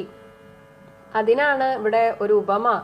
നേത്രോത്പലമാല, ആ ഒരു ഉത്പലമാല എന്നാൽ നല്ല സുന്ദരമായ കണ്ണുകൾ കൊണ്ട് ഭഗവാന് ഒരു മാല ചാർത്തി, അതായത് ഭഗവാനെ ഒന്ന് നോക്കി ആസ്വദിച്ചു എന്നർത്ഥം. അപ്പൊ ആദ്യം സീതാദേവി ഭഗവാനെ ഒന്ന് കണ്ണുകൊണ്ടു നോക്കി ആസ്വദിച്ചു. പിന്നാലെ വരണാർത്ഥമാലയും ഇട്ടേരിനാൾ. അതിനുശേഷമാണ് വരണമാല്യം അണിയിച്ചത്. മാലയും ധരിച്ച് നീലോത്പലകാന്തി തേടും ബാലകൻ. അങ്ങനെ സീതാദേവി അണിയിച്ച ആ മാലയും ധരിച്ച് ആ നീല താമര പോലെ കാന്തിയുള്ള ആ ബാലകൻ ശ്രീരാമചന്ദ്രനും ഏറ്റവും വിളങ്ങിനാൻ. ഭൂമി നന്ദനയ്ക്ക് അനുരൂപനായി ശോഭിച്ചിടും. ഇവിടെ ഭൂമിയിൽ നിന്നാണ് സീതാദേവി അയോനിജയായി ജനിച്ചതാണ്. അതുകൊണ്ട് ഭൂമിദേവിയുടെ മകളായിട്ടാണ് പറയുന്നത്. അങ്ങനെയുള്ള സീതാദേവി ശോഭിച്ചിടും. ഭൂമിപാലക ബാലൻ തന്നെ കണ്ടവർകളും. ഭൂമിദേവിയുടെ മകളായ സീതാദേവിക്ക് അനുരൂപനാണ് ശ്രീരാമചന്ദ്രൻ. ഇതിലും ഒരു യോജിച്ച ഒരു വരനെ ഇനി കിട്ടാനില്ല. അത്രയും സന്തോഷമായി. അങ്ങനെയുള്ള ഭൂമിപാലക ബാലൻ, ഭൂമിപാലകൻ രാജാവിന്റെ മകനായിട്ടുള്ള, മറ്റൊരു രാജ്യത്തെ രാജാവിന്റെ മകനായിട്ടുള്ള ശ്രീരാമചന്ദ്രനെ കണ്ട് എല്ലാവരും ആനന്ദ അമ്പുധി തന്നിൽ വീണ് ഉടൻ മുഴുകിനാർ. അവരൊക്കെ ആ ഒരു ആനന്ദ സമുദ്രത്തിൽ അങ്ങനെ വീണ് നിമഗ്നരായി. അത്രയും സന്തോഷമായി. മാനവ വീരൻ വാഴുകെന്നാശിയും ചൊല്ലിയിടിനാർ. അവരെ ആശീർവദിക്കുകയാണ്. വാഴുക എന്നിങ്ങനെ എല്ലാവരും അങ്ങനെ അവരെ ആശീർവദിച്ചു. അന്നേരം വിശ്വാമിത്രൻ തന്നോട് ജനകനും വന്ദിച്ചു ചൊന്നാൻ, ഇനി കാലത്തെ കളയാതെ പത്രവും കൊടുത്തയച്ചിടണം. അപ്പൊ ഇവിടെ ആ ഒരു പരീക്ഷണം കഴിഞ്ഞതിന്റെ ഒരു ആഘോഷവും ഒപ്പം വരണമാല്യമൊക്കെ ചാർത്തിയെങ്കിലും അതിന്റെ ശരിയായ ചടങ്ങ് കഴിഞ്ഞിട്ടില്ല. അപ്പൊ അതിന് ശ്രീരാമചന്ദ്രന്റെ ആ രാജ്യത്ത് നിന്ന് എല്ലാവരെയും വരുത്തണം. അതാണ് വിശ്വാമിത്രനോട് ഇങ്ങനെ കൂടി ആലോചിച്ചിട്ട് പറഞ്ഞു, ഇനി കാലം കളയാതെ നമുക്കൊരു പത്രം, അതിനൊരു മംഗളപത്രത്തെ, ഒരു സന്ദേശം കൊടുത്തയക്കണം. അതിന് ദൂതന്മാരെ വിടണം. സത്വരം ദശരഥ ഭൂപനെ വരുത്തുവാൻ. ദശരഥ മഹാരാജാവിനെ എത്രയും പെട്ടെന്ന് മിഥിലാപുരിയിലേക്ക് വരുത്തണം. അങ്ങനെ വിശ്വാമിത്രനും മിഥിലാധിപൻ താനും കൂടി വിശ്വാസം ദശരഥൻ തനിക്ക് വരും വണ്ണം. കാരണം എല്ലാറ്റിനും ഒരു വിശ്വാസം വരണം. അപ്പൊ അതുകൊണ്ട് വിശ്വാമിത്ര മഹർഷിയും കൂടെ ആയിട്ട് ഒരു സന്ദേശം എഴുതി തയ്യാറാക്കി ദശരഥ മഹാരാജാവിന് വിശ്വാസം വരത്തക്കവണ്ണം നിശേഷ വൃത്താന്തങ്ങൾ എഴുതി അയച്ചിതു. എല്ലാ വിശേഷങ്ങളും എഴുതി അയച്ചു. അങ്ങനെ വിശ്രമത്തോടു നടകൊണ്ടിതു ദൂതന്മാരും. പെട്ടെന്ന് തന്നെ ദൂതന്മാരും അങ്ങനെ ആ രാജകൊട്ടാരത്തിലേക്ക്, ഇവിടെ അയോധ്യയിലേക്ക് നടന്നു. സാകേതപുരി പുക്കു ഭൂപാലൻ തന്നെ കണ്ട്. സാകേതപുരി എന്ന് പേരുള്ള ആ ഒരു പട്ടണത്തിലാണ് അയോധ്യ രാജധാനി. അങ്ങനെയുള്ള അവിടെ എത്തിയിട്ട് ലോകൈക അധിപൻ, ലോകത്തിനും തന്നെ അധിപൻ എന്ന പോലെ വാഴുന്ന ആ രാജാവായിട്ടുള്ള ദശരഥന്റെ കയ്യിൽ കൊടുത്തു പത്രമതും. ഈ സന്ദേശം കണ്ട് പങ്ക്തി സെന്തനൻ താനും ഇനി സന്ദേഹമില്ല, അദ്ദേഹത്തിന് വിശ്വാസമായി, ഒട്ടും സന്ദേഹമില്ല, പുറപ്പെടുക എന്നുര ചെയ്തു. വരൂ, നമുക്ക് എത്രയും പെട്ടെന്ന് പുറപ്പെടാം എന്ന് പറഞ്ഞ് അഗ്നിമാൻ ഉപാധ്യായനാകിയ വസിഷ്ഠനും, അഗ്നിമാൻ എന്ന് പറയുമ്പോൾ അഗ്നിഹോത്രാദി കാര്യങ്ങളൊക്കെ ചെയ്യാൻ ഒരു ഗൃഹസ്ഥനും കൂടി ആയിട്ടുള്ള ദശരഥ മഹാരാജാവിന് ഉപാധ്യായനം, അത് പഠിപ്പിച്ചു കൊടുക്കുന്ന ഗുരുവായിട്ടുള്ള വസിഷ്ഠനും അദ്ദേഹത്തിന്റെ പത്നിയായ അരുന്ധതി താനുമായി പുറപ്പെട്ടു. അപ്പോ ആരൊക്കെയാണ് പോകുന്നത് എന്ന് പറയാണ്. കൗതുകം പൂണ്ടു ചതുരംഗവാഹിനിയോടും, ചതുരംഗപ്പടയോടും കൗസല്യാദികളായ ഭാര്യമാരോടും കൂടി, ഒപ്പം ഭരത ശത്രുഘ്നന്മാരാകിയ പുത്രന്മാരും പരമോത്സവയോഗ്യ വാദ്യഘോഷങ്ങളോടും. ഇവിടെയും വാദ്യഘോഷങ്ങളൊക്കെ ആയിട്ടൊരു ഘോഷയാത്രയായിട്ടാണ് ഇവരുടെ യാത്ര. അങ്ങനെ മിഥിലാപുരമകം പൊക്കിതു ദശരഥൻ. അവരൊക്കെ വന്നത് കണ്ട് മിഥിലാധിപൻ താനും ചെന്നെതിരേറ്റുകൊണ്ടാൻ. വേഗം ഓടിച്ചെന്ന് അവരെ എതിരേറ്റുകൊണ്ടുവന്നു. വന്ദിച്ചു ശതാനന്ദൻ തന്നോടും കൂടെ ചെന്നു. ഇവിടെ മിഥിലാപുരിയുടെ രാജഗുരുവാണ് ശതാനന്ദൻ. ആ ഗുരുവിനോടും കൂടെ ചെന്നിട്ട് വന്ദ്യനാം വസിഷ്ഠനെ തദനു പത്നിയെയും, ആദ്യം വസിഷ്ഠ മഹർഷിയെ സ്വീകരിച്ചു. ഒപ്പം തന്നെ അദ്ദേഹത്തിന്റെ കൂടെ തന്നെയുള്ള പത്നിയായ അരുന്ധതിയെയും അർഘ്യപാദ്യാദികളാൽ അർച്ചിച്ചു. കാല് കഴുകിക്കാനുള്ള വെള്ളവും മറ്റു കാര്യങ്ങളുമൊക്കെ ആയിട്ട് യഥാവിധി അവരെ സത്കരിച്ചിതു. യഥായോഗ്യം ഉർവീന്ദ്രൻ താനും, രാജാവായ ദശരഥനെയും ഒക്കെ ഈ ജനക മഹാരാജാവ് അവരെ ഇങ്ങനെയൊക്കെ സത്കരിച്ചു. രാമലക്ഷ്മണന്മാരും വന്ദിച്ചു പിതാവിനെ. അപ്പോ കുറച്ച് ദിവസമായല്ലോ അവിടെ നിന്ന് പോന്നിട്ട്. അങ്ങനെ രാമലക്ഷ്മണന്മാർ അച്ഛനെ കണ്ടിട്ട് ആദ്യം കാൽക്കൽ വന്ദിച്ചു. സാമോദം വസിഷ്ഠനാം ആചാര്യപാദാബ്ജവും, പിന്നീട് രാജഗുരുവായ വസിഷ്ഠ മഹർഷിയെ വന്ദിച്ചു. തൊഴുതു മാതൃജനങ്ങളെയും യഥാക്രമം, കൗസല്യാദേവി, കൈകേയി ദേവി, സുമിത്ര, ഇങ്ങനെ എല്ലാവരെയും യഥാക്രമം തൊഴുതു. ശ്രീരാമപാദാംഭോജം അനുജന്മാർ, അവിടെ അനുജന്മാരായിട്ടുള്ള ഭരതനും ശത്രുഘ്നനും ശ്രീരാമചന്ദ്രന്റെ പാദം തൊട്ട് തൊഴുതു. പിന്നീട് ഭരതനെ ലക്ഷ്മണകുമാരനും, കാരണം ലക്ഷ്മണന്റെ ജ്യേഷ്ഠനാണ് ഭരതൻ, അതുകൊണ്ട് ജ്യേഷ്ഠനായ ഭരതനെ ലക്ഷ്മണനും കാൽ തൊട്ടു തൊഴുതു. ശത്രുഘ്നനും ലക്ഷ്മണപാദാംഭോജം, തിരിച്ച് ശത്രുഘ്നൻ ലക്ഷ്മണനെയും തൊട്ടു തൊഴുതു. അങ്ങനെ വക്ഷസി ചേർത്തു താതൻ, ദശരഥൻ കുറച്ചു ദിവസമായിട്ട് രാമനെ കാണാത്തത് കൊണ്ടും എല്ലാം കൊണ്ടുമുള്ള ഒരു സന്തോഷത്താൽ രാമനെ പുണർന്നിട്ട് ലക്ഷ്മണനെയും ഗാഠാശ്ലേഷവും ചെയ്തു നൃപൻ. അങ്ങനെ രാമലക്ഷ്മണന്മാരെ ചേർത്ത് ഗാഠാശ്ലേഷം ചെയ്ത് തന്റെ സന്തോഷത്തെ അറിയിച്ചു ദശരഥ മഹാരാജാവ്. ജനകൻ ദശരഥൻ തന്നുടെ കൈയും പിടിച്ചനുമോദത്തോടുര ചെയ്തിതു മധുരമായി. 4 കന്യകമാരുണ്ടെനിക്കു കൊടുപ്പാനായി, 4 പുത്രന്മാർ ഭവാൻ തനിക്കുണ്ടല്ലോ താനും. ആകയാൽ 4 കുമാരന്മാർക്കും വിവാഹം ചെയ്താകിലോ, നിരൂപിച്ചാലേതുമേ മടിക്കേണ്ട. വസിഷ്ഠൻ താനും ശതാനന്ദനും കൗശികനും വിധിച്ചു മുഹൂർത്തവും 4 യഥാക്രമം. ചിത്രമായിരിപ്പോരു മണ്ഡപമതും തീർത്തു, മുത്തുമാലകൾ പുഷ്പഫലങ്ങൾ തൂക്കി, നാനാരത്നമണ്ഡിത സ്തംഭതോരണങ്ങളും നാട്ടി, രത്നമണ്ഡിത സ്വർണപീഠവും വച്ചു ഭക്ത്യാ ശ്രീരാമഭോജം കഴുകിച്ചനന്തരം. ഭേരിദുന്ദുഭിമുഖ്യവാദ്യഘോഷങ്ങളോടും ഹോമവും കഴിച്ചു തൻ പുത്രിയാം വൈദേഹിയെ. രാമനു നൽകിയിടിനാൻ ജനകമഹീന്ദ്രനും, തത്പാദതീർത്ഥം നിജശിരസി ധരിച്ചുടൻ ഉൾപ്പുളകാംഗത്തോടെ നിന്നിതു ജനകനും. യാതൊരു പാദതീർത്ഥം ശിരസി ധരിക്കുന്നു ഭൂതേശ വിധി മുനീന്ദ്രാദികൾ ഭക്തിയോടെ. ഊർമിള തന്നെ വിട്ടു ലക്ഷ്മണകുമാരനും, കാമ്യാംഗിമാരാം ശ്രുതകീർത്തിയും മാണ്ഡവിയും, ഭരതശത്രുഘ്നന്മാർ തന്നുടെ പത്നിമാരായി പരമാനന്ദം പൂണ്ടു വസിച്ചാരെല്ലാവരും.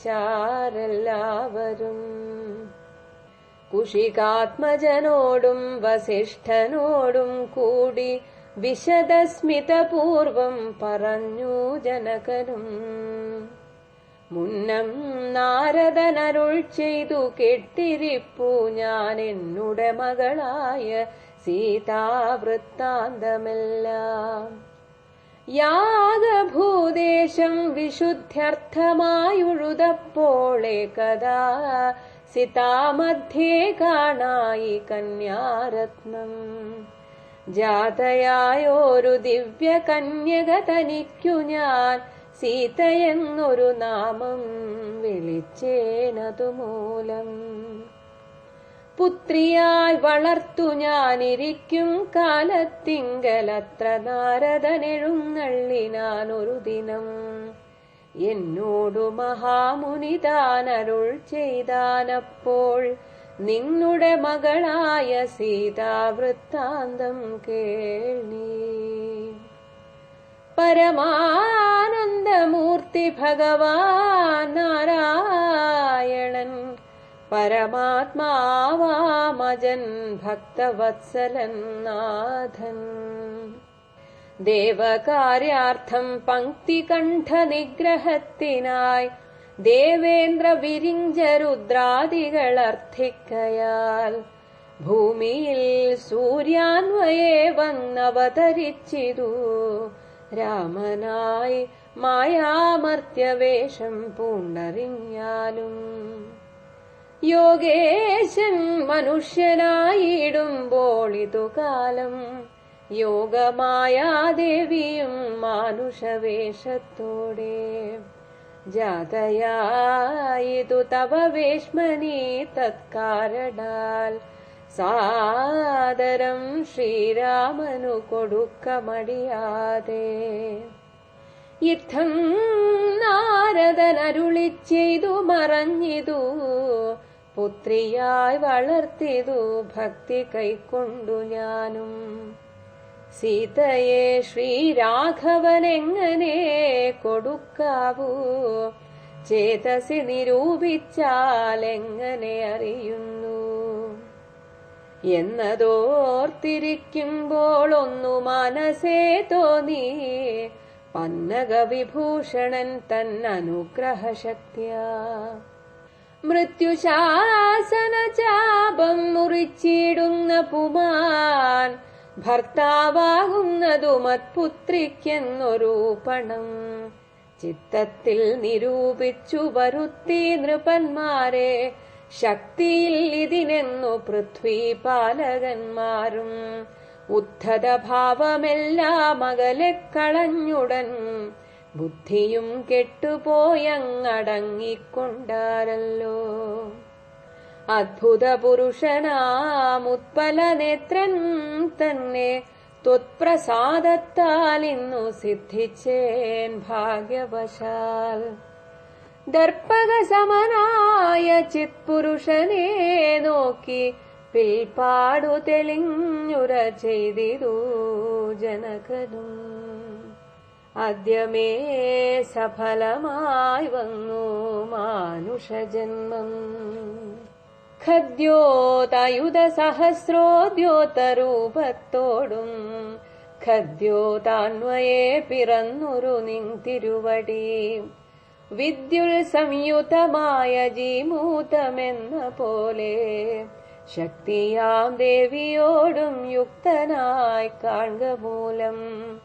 ഭക്തവത്സല മമ സിദ്ധിച്ചു മനോരഥം.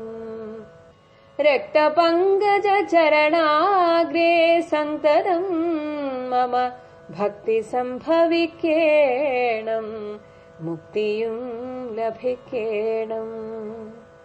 ത്വത്പാദാംബുജഗളിതാംബുബിന്ദുക്കൾ ധരിച്ചുത്പലോദ്ഭവൻ ജഗത്തൊക്കവേ സൃഷ്ടിക്കുന്നു. ത്വത്പാദാംബുജഗളിതാംബുധാരണം കൊണ്ടു സർപ്പഭൂഷണൻ ജഗത്തൊക്കെ സംഹരിക്കുന്നു. ത്വത്പാദാംബുജഗളിതാംബുധാരണം കൊണ്ടു സത്പുമാൻ മഹാബലി സിദ്ധിച്ചാനൈന്ദ്രം പദം. ത്വത്പാദാംബുജരജസ്പൃഷ്ടി കൊണ്ടഹൽ കിൽബിഷത്തോടു വേർപ്പെട്ടു നിർമ്മലയായാൾ. നിൻ തിരുവടിയുടെ നാമകീർത്തനം കൊണ്ടു ബന്ധവുമകന്നു മോക്ഷത്തെയും പ്രാപിക്കുന്നു. സന്തതം യോഗസ്ഥന്മാരാകിയ മുനീന്ദ്രന്മാർ ചിന്തിക്കായി വരേണമേ പാദപങ്കജദ്വയം. യുദ്ധമോരോന്നേ ചൊല്ലി സ്തുതിച്ചു ജനകനും ഭക്തി കൈക്കൊണ്ടു കൊടുത്തിടിനാൻ മഹാധനം. കരികൾ 600 10,000 തേരും തുരകങ്ങളെയും നൽകിയിടിനാൻ 100,000. പത്തിയും 1,00,300 ദാസികളും വസ്ത്രങ്ങൾ ദിവ്യങ്ങളായുള്ളതും ബഹുവിധം. മുത്തുമാലകൾ ദിവ്യരത്നങ്ങൾ പലതരം പ്രത്യേകം 100 കോടി കാഞ്ചനഭാരങ്ങളും സീതാദേവിക്കു കൊടുത്തിടിനാൻ ജനകനും. പ്രീതി കൈക്കൊണ്ടു പരിഗ്രഹിച്ചു രാഘവനും. വിധിനന്ദന പ്രമുഖന്മാരാ മുനികളെ വിധിപൂർവകം ഭക്ത്യാ പൂജിച്ചു വണങ്ങിനാൻ. സമ്മാനിച്ചിതു സുമന്ത്രാദി മന്ത്രികളെയും സമ്മോദം പൂണ്ടു ദശരഥനും പുറപ്പെട്ടു. കൽമഷമകന്നൊരു ജനക നൃപേന്ദ്രനും തന്മകളായ സീത തന്നെയുമാശ്ലേഷിച്ചു. നിർമ്മലഗാത്രിയായ പുത്രിക്കു പതിവ്രതാധർമ്മങ്ങളെല്ലാം ഉപദേശിച്ചു വഴി പോലെ. ചിന്മയൻ മായാമയനായ രാഘവൻ നിജധർമ്മദാരങ്ങളോടും കൂടവേ പുറപ്പെട്ടു.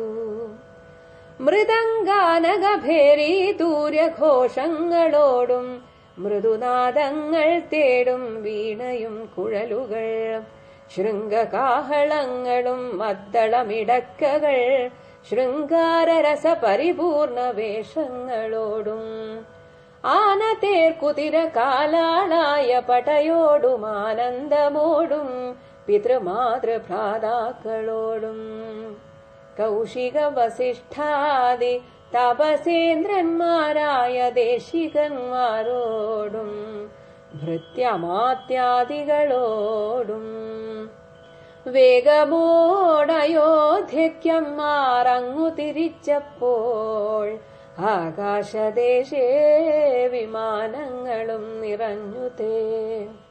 സന്നാഹത്തോടു നടന്നിടുമ്പോൾ ജനകനും പിന്നാലെ ചെന്നു യാത്രയച്ചോരനന്തരം വെൺകൊറ്റക്കുടതഴ വെൺചാമരങ്ങളോടും തിങ്കൾ മണ്ഡലം തൊഴുമാലവട്ടങ്ങളോടും ചെങ്കൊടിക്കൂറകൾ കൊണ്ടങ്കിത ധ്വജങ്ങളും കുങ്കുമമലയജ കസ്തൂരി ഗന്ധത്തോടും നടന്നു വിരവോടു 3 യോജന വഴി കടന്ന നേരം കണ്ടു ദുർനിമിത്തങ്ങളെല്ലാം. ദശരഥനും കൂട്ടരും മിഥിലാപുരിയിലെത്തി.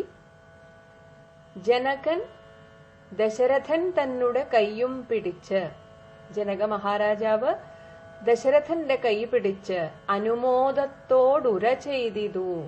വളരെ സന്തോഷത്തോടെ ഇപ്രകാരം മധുരമായിട്ട് പറഞ്ഞു: 4 കന്യകമാരുണ്ട് എനിക്ക് കൊടുപ്പാനായി. 4 പുത്രന്മാർ ഭവാൻ തനിക്കുണ്ടല്ലോ താനും. അപ്പോൾ അങ്ങനെയാകയാൽ 4 കുമാരന്മാർക്കും വിവാഹം ചെയ്താകിലോ നിരൂപിച്ചാൽ ഏതുമേ മടിക്കേണ്ട. അപ്പോ ഇങ്ങനെ ഒരു തീരുമാനം നമുക്കെടുത്തുകൂടെ? എനിക്ക് 4 മക്കളുണ്ട്. ഇവിടെ ജനക മഹാരാജാവിന്റെ സ്വന്തം മകളാണ് ഊർമിള. സീതാദേവിയെ അയോനിജയായിട്ട് ഉഴുതപ്പോൾ കിട്ടിയതാണ്. ഇത് കൂടാതെ ജനക മഹാരാജാവിന്റെ അനുജന്റെ മക്കളാണ് ശ്രുതകീർത്തിയും മാണ്ഡവിയും. അപ്പൊ ഇങ്ങനെയാണ് 4 പേരെ കുറിച്ച് ജനക മഹാരാജാവ് പറയുന്നത്. ഇതേപോലെ തന്നെ ദശരഥനുമുണ്ടല്ലോ 4 പേർ. അങ്ങനെയെങ്കിൽ അവർ തമ്മിൽ ഒരു വിവാഹബന്ധം നമുക്ക് ആലോചിച്ചുകൂടെ എന്ന് ചോദിച്ചു. വസിഷ്ഠൻ താനും ശതാനന്ദനും കൗശികനും, ഇവിടെ 3 ഗുരുതുല്യരായിട്ടുള്ള ഗുരുക്കന്മാരുണ്ട്. ഗുരുതുല്യർ അതായത് ഓരോരുത്തർക്കും ഓരോ സ്ഥാനത്തുള്ളവർ ഉണ്ട്. കൗശികൻ ഈ രണ്ടുപേരുടെയും ഗുരുക്കന്മാരല്ലെങ്കിലും ആ സ്ഥാനത്തുള്ളയാളാണ്. ഇങ്ങനെ ഈ 3 പേരും കൂടെ വിധിച്ചു മുഹൂർത്തവും 4 പേർക്കുമായിട്ട് യഥാക്രമം മുഹൂർത്തം കുറിച്ചു. ചിത്രമായിരിപ്പോരു മണ്ഡപം അതും തീർത്തു. ഒരു നല്ലൊരു വിവാഹ മണ്ഡപം തീർത്തു. അവിടെ എങ്ങനെയൊക്കെയാണ് അലങ്കരിച്ചത് എന്ന് പറയുന്നു. മുത്തുമാലകൾ, പുഷ്പഫലങ്ങൾ, പുഷ്പങ്ങള്, അതുപോലെ ഫലങ്ങൾ കൊണ്ടൊക്കെ, പഴങ്ങൾ കൊണ്ടും ഒക്കെ ഇങ്ങനെ അലങ്കരിച്ചു, തൂക്കി. നാനാരത്ന മണ്ഡിതം, പലവിധത്തിലുള്ള രത്നങ്ങളാൽ മണ്ഡിതം അലങ്കരിക്കപ്പെട്ട സ്തംഭതോരണങ്ങൾ, തൂണുകളും അതുപോലെ തന്നെ തോരണങ്ങളും നാട്ടി. രത്നമണ്ഡിത സ്വർണപീഠവും, അവർക്കൊക്കെ ഇരിക്കാൻ വേണ്ടിയിട്ട് രത്നങ്ങളാൽ അലങ്കരിച്ച സ്വർണപീഠവും വച്ച് ഭക്തിയാ ശ്രീരാമപാദാംഭോജം കഴുകിച്ച് അനന്തരം. ഇവിടെ ജനക മഹാരാജാവ് തന്നെയാണ് സാധാരണ സഹോദരന്മാരാണ് ചെയ്യുക. വരന്റെ കാൽ കഴുകിക്കുന്നത് സഹോദരന്മാരാണ്. എന്നാൽ ഇവിടെ അങ്ങനെ ആരുമില്ലാത്തതിനാൽ ജനക മഹാരാജാവ് തന്നെ ശ്രീരാമപാദാംഭോജം കഴുകിച്ച് പിന്നീട് അനന്തരം ഭേരി ദുന്ദുഭി മുഖ്യ വാദ്യഘോഷങ്ങളോടും പെരുമ്പറയും മറ്റുള്ള കൊമ്പും കുഴലുമൊക്കെ ആയിട്ടുള്ള വാദ്യഘോഷങ്ങളോടെ ഹോമവും കഴിച്ചു. ഇവിടെ ആ ഒരു അഗ്നിസാക്ഷിയായിട്ടാണ് വിവാഹം ചെയ്യുക. അതിനു വേണ്ടിയിട്ടുള്ള ഹോമകുണ്ഡം ഒക്കെ ഒരുക്കിയിട്ട് തൻ പുത്രിയാം വൈദേഹിയെ, ഇവിടെ ശരിയായ രീതിയിലുള്ള വിവാഹം. ആദ്യം കണ്ടത് ആ ഒരു പരീക്ഷണം ജയിച്ചതിനാൽ ഉണ്ടായ ഒരു വരണമാല്യം ഒന്ന് ചാർത്തി എന്ന് മാത്രം. ഇവിടെയാണ് ശരിയായ രീതിയിലുള്ള വിവാഹം. തന്റെ പുത്രിയായിട്ടുള്ള, താൻ വളർത്തി വലുതാക്കിയ വൈദേഹിയെ, വിദേഹ രാജ്യത്തെ രാജാവായ ജനകന്റെ മകൾ, അതാണ് വൈദേഹി എന്ന പേര്. അങ്ങനെയുള്ള സീതാദേവിയെ രാമന് നൽകിയിടിനാൻ ജനക മഹേന്ദ്രനും. ഇത് കഴിഞ്ഞ് ശ്രീരാമചന്ദ്രന്റെ കാൽ കഴുകിച്ച ആ ഒരു വെള്ളം, അതാണ് തത് പാദതീർത്ഥം നിജ ശിരസി ധരിച്ചുടൻ. ജനക മഹാരാജാവിന് അറിയാം ശ്രീരാമചന്ദ്രൻ ആരാണെന്ന്. അതുകൊണ്ട് തന്നെ ആ പാദതീർത്ഥം ഉൾപ്പുളകാംഗത്തോടെയാണ്, അതായത് ഉള്ളിൽ ഒരു രോമാഞ്ചമാണ്. ഇത് എത്ര മഹത്തരമായ ഒരു തീർത്ഥമാണ് താൻ ശിരസിൽ ധരിക്കുന്നത് എന്ന ആ ഒരു ഉൾപ്പുളകാംഗത്തോടെ നിന്നിതു ജനകനും. എന്നിട്ട് സ്വയം അതിനെക്കുറിച്ചൊന്ന്, ആ ഒരു മഹത്വത്തെ കുറിച്ച് ഓർക്കുകയാണ്. യാതൊരു പാദതീർത്ഥം ശിരസി ധരിക്കുന്നു ഭൂദേശ വിധി മുനീന്ദ്രാദികൾ ഭക്തിയോടെ. ഏതൊരു ദേവന്റെ പാദതീർത്ഥം ധരിക്കാനായിട്ട് മുനിമാരൊക്കെ അത്രയും കൊതിക്കുന്നുവോ, ഭൂദേശൻ, ശിവൻ, വിധി, ബ്രഹ്മാവ്, എല്ലാ മുനിമാരും ഒക്കെ ഭക്തിയോടെ, അങ്ങനെ ഒരു സൗഭാഗ്യം കിട്ടിയാൽ അത്രയും ഭക്തിയോടെ ആ പാദതീർത്ഥത്തെ ധരിക്കുന്നുവോ, അങ്ങനെയുള്ള ആ പാദതീർത്ഥമാണല്ലോ ഭഗവാനെ എനിക്കിന്ന് ശിരസിൽ ധരിക്കാൻ പറ്റിയത് എന്ന ഉൾപ്പുളകത്തോടെയാണ് ജനകൻ അവിടെ നിന്നത്. പിന്നീട് പറയുന്നു, ഊർമിള തന്നെ വേട്ടു ലക്ഷ്മണകുമാരനും കാമ്യാംഗിമാരാം ശ്രുതകീർത്തിയും മാണ്ഡവിയും ഭരതശത്രുഘ്നന്മാർ തന്നെ പത്നിമാരായി. ഭരതന്റെ പത്നിയായിട്ട് മാണ്ഡവിയും ശത്രുഘ്നന്റെ പത്നിയായിട്ട് ശ്രുതകീർത്തിയും. ഇങ്ങനെ എല്ലാവരും പരമാനന്ദം പൂണ്ടു വസിച്ചാരെല്ലാവരും. എല്ലാവർക്കും സന്തോഷമായി. കുശികാത്മജനോടും, കുശികന്റെ മകൻ കൗശികൻ, ഒപ്പം വസിഷ്ഠനോടും കൂടി വിശദസ്മിതപൂർവം പറഞ്ഞു ജനകനും. ഇങ്ങനെ പിന്നീട് എല്ലാവരും അങ്ങോട്ടും ഇങ്ങോട്ടൊക്കെ മാറിയിരുന്ന് സംസാരിക്കാൻ തുടങ്ങിയപ്പോൾ ജനക മഹാരാജാവ് കൗശികനോടും വസിഷ്ഠനോടും കൂടി താൻ അറിഞ്ഞ ആ രഹസ്യത്തെക്കുറിച്ച് പറയുകയാണ്. മുന്നം നാരദൻ അരുൾ ചെയ്തു കേട്ടിരിപ്പൂ ഞാൻ എന്നുടെ മകളായ സീതാവൃത്താന്തമെല്ലാം. മുമ്പ് നാരദ മഹർഷി ഇവിടെ വന്നിരുന്നു. അദ്ദേഹം സീതാദേവിയുടെ വൃത്താന്തമൊക്കെ എന്നെ അറിയിച്ചിരുന്നു. എങ്ങനെയാണ് സീതയെ കിട്ടിയത് എന്ന് പറയുകയാണ്. യാഗഭൂദേശം വിശുദ്ധ്യർത്ഥമായി ഉഴുതപ്പോൾ, ഇവിടെ കുറെ നാളുകളായിട്ടൊരു യാഗം, മുമ്പ് തന്നെ പല യാഗങ്ങളും നടന്നുകൊണ്ടിരിക്കാറുണ്ട്. ഇപ്പോഴും ഒരു യാഗ ആവശ്യത്തിനായിട്ടാണ് ഇവിടെ വന്നിരിക്കുന്നത്. ഇതുപോലെ പല യജ്ഞങ്ങളും ഈ രാജ്യത്ത് നടത്താറുണ്ട്. അങ്ങനെ ഒരിക്കൽ നടത്തിയ സമയത്ത് വിശുദ്ധ്യർത്ഥം, ആ ഒരു നിലമൊക്കെ വിശുദ്ധിയാക്കാൻ വേണ്ടിയിട്ട് ജനക മഹാരാജാവ് തന്നെ ഉഴുതപ്പോൾ, ഏകദ ഒരിക്കൽ, സിതാമധ്യേ ഉഴവുചാലിൽ അതിന്റെ ഇടയിലായിട്ട്, കാണായി കന്യാരത്നം ഒരു പെൺകുഞ്ഞിനെ കണ്ടു. അങ്ങനെ ജാതയായോരു ദിവ്യ കന്യക തനിക്ക്, ആ സിതാമധ്യത്തിൽ ജാതയായ ജനിച്ച ആ ദിവ്യ കന്യകക്ക് ഞാൻ, ജനക മഹാരാജ പറയുകയാണ്, ഞാൻ സീത എന്നൊരു നാമം വിളിച്ചേൻ അതുമൂലം. എവിടെയാണോ ജനിച്ചത് ആ ഒരു അർത്ഥത്തിൽ, ഉഴവുചാലിൽ നിന്ന് കിട്ടിയവൾ എന്ന അർത്ഥത്തിൽ സീത എന്ന പേര് ഞാൻ കൊടുത്തു. പുത്രിയായി വളർത്തു ഞാൻ ഇരിക്കും കാലത്തിങ്കൽ, അങ്ങനെ ഞാൻ എന്റെ മകളായി വളർത്തിക്കൊണ്ടിരിക്കെ ഒരു ദിവസം, ഇരിക്കും കാലത്തിങ്കൽ, അത്ര നാരദനെഴുന്നള്ളിനാൻ ഒരു ദിനം. എന്നിട്ട് എന്നോട് മഹാമുനി താൻ അരുൾ ചെയ്താൻ. അപ്പോൾ ഇനി നാരദമുനി പറയുന്നത്, നിന്നുടെ മകളായ സീതാവൃത്താന്തം കേൾനീ, നീ കേൾക്കുക. പരമാനന്ദമൂർത്തി ഭഗവാൻ നാരായണൻ, പരമാത്മാവ് അജൻ, പരമാത്മാവാം അജൻ, പരമാത്മാവാണ്, അജനാണ്, ഒരിക്കലും ജനിക്കാത്ത, ഒരിക്കലും നശിക്കാത്ത ആ പരമാനന്ദമൂർത്തി ഭക്തവത്സലൻ കൂടിയാണ്.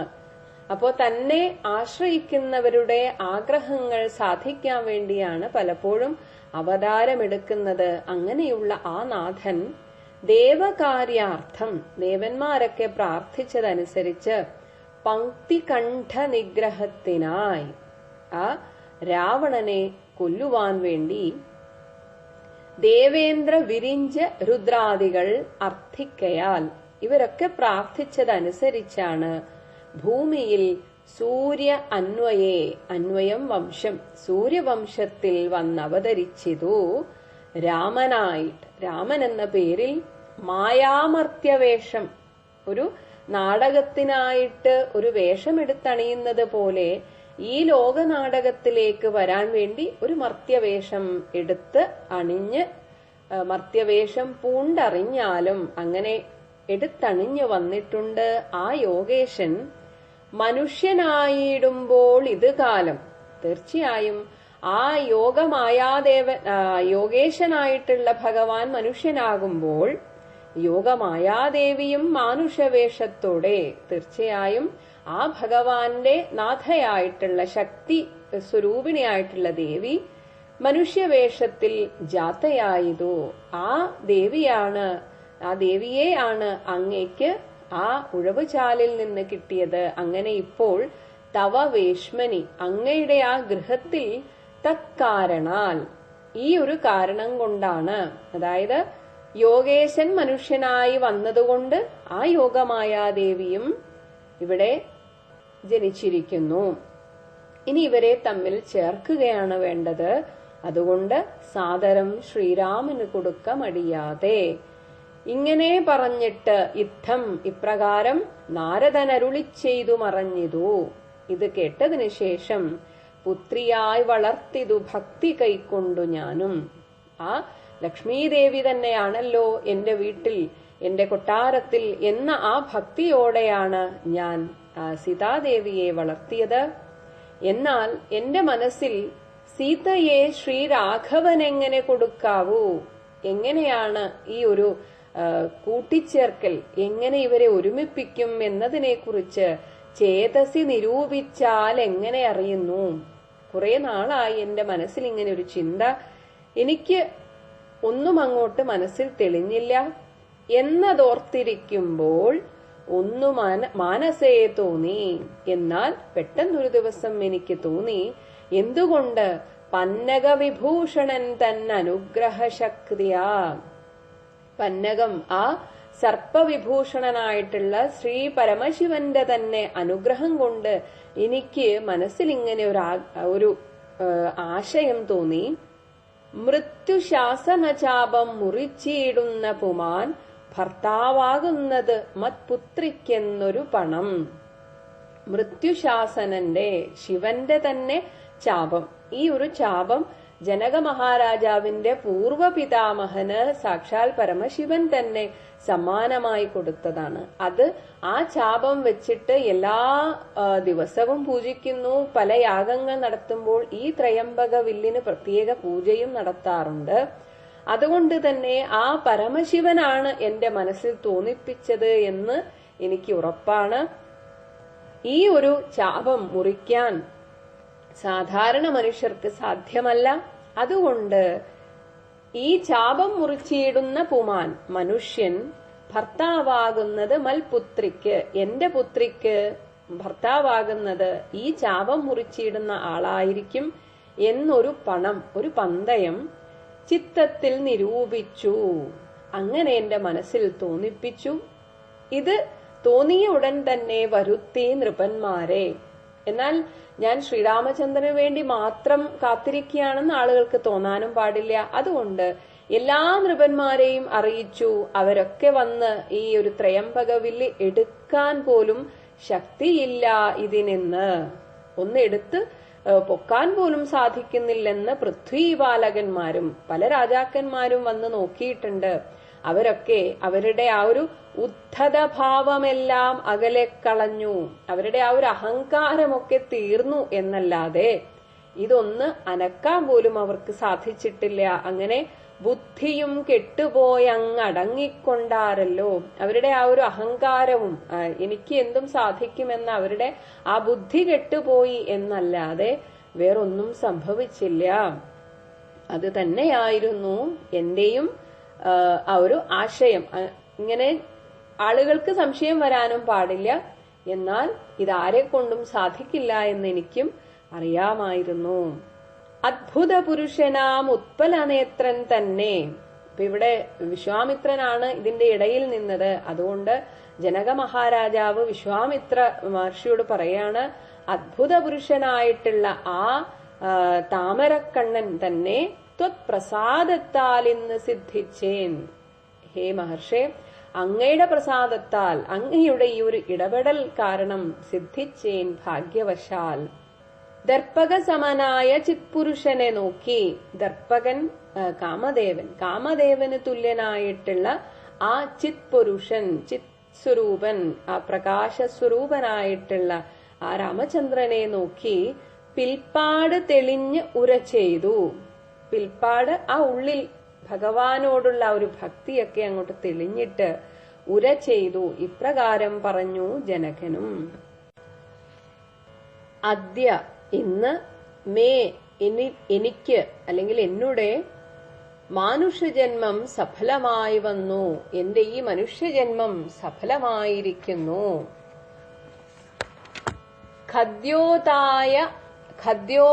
അയുത, ഖദ്യോതൻ സൂര്യൻ, അയുതം 10,000, സഹസ്രം, 10,000 സഹസ്രം എന്ന് പറഞ്ഞാൽ ലക്ഷക്കണക്കിന് അല്ലെ കോടിക്കണക്കിന്, അത്രയും സൂര്യന്മാരൊന്നിച്ച് ഉദ്യോതം, ഉദിച്ചാൽ എത്രത്തോളം പ്രകാശമുണ്ടാകുമോ അത്രയും പ്രകാശരൂപത്തോടെ.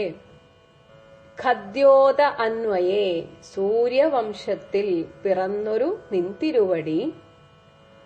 വിദ്യുത് സംയുതമായ, വിദ്യുത് ആ ഒരു മിന്നലോടുകൂടിയ ജീമൂതം എന്ന പോലെ, ജീമൂതം മേഘം, ശക്തിയാം ദേവിയോടും, അങ്ങയുടെ തന്നെ ശക്തിസ്വരൂപിണിയായ ആ ദേവിയോടും യുക്തനായി കാൺക മൂലം, അങ്ങയെ എനിക്കിപ്പോൾ ഈ രീതിയിൽ, അതായത് അങ്ങ് മായാമാനുഷ്യനായിട്ട് വന്നപ്പോൾ അങ്ങയുടെ മായാദേവി ശക്തിസ്വരൂപിണി സീതാദേവിയായിട്ട് വന്നു.